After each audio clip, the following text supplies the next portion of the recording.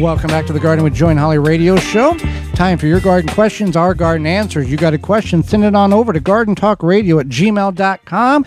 That's gardentalkradio@gmail.com. Or give us a call anytime, toll free, coast to coast at 1-800-927-SHOW. That's 1-800-927-7469. So, how is the best way to store rutabagas? Do you store them like you would a potato, or do you store them in moist sand? Well, we've never done the sand aspect of it. What we have found is keep it in the crisper of the fridge, and it will keep for a much longer time than what you might think. Obviously, the larger the rutabaga, the better it is, the longer it's going to keep. Now, when you go to the store, you'll see that they are coated with a wax, and that's helped to hold the moisture in.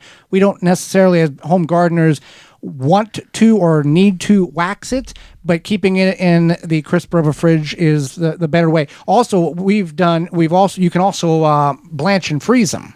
Yeah, just don't microwave them. Don't microwave them, yeah.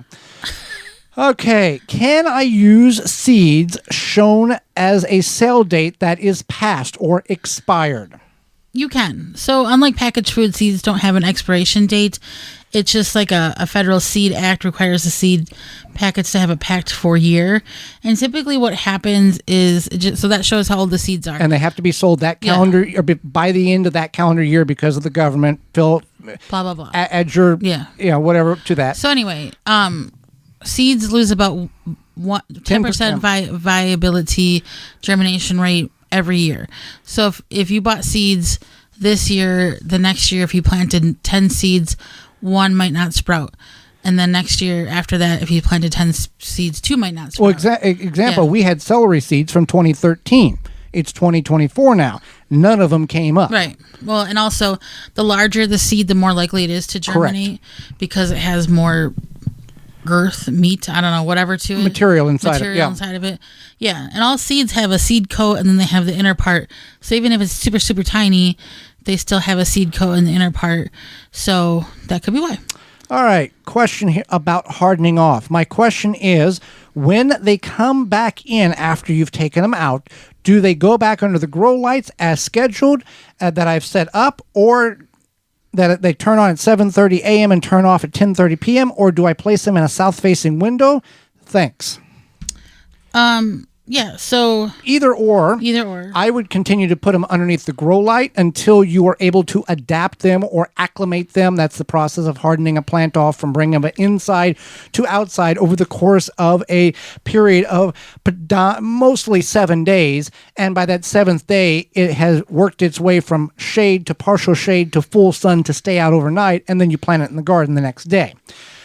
When you bring it in on those early days, day 1, day 2, day 3, you can put it back under the grow light to make sure it gets adequate sunlight or adequate light.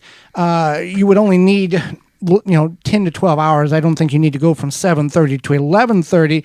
Giving that plant too much light can also change its thinking process of overexposure of light, and then it grows not the way you want it to.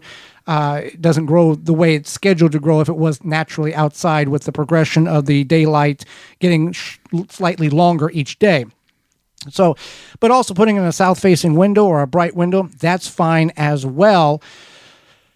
But you have to harden your plants off. That is the key to getting them to properly grow. And if you don't do it, you're going to kill your plant. Now, if you buy plants... If you buy it from a garden center or wherever you buy your local plants, you don't have to harden them off. They're ready to go. Yeah. Well, with that being said, Holly, it's time for What Did You Learn Today?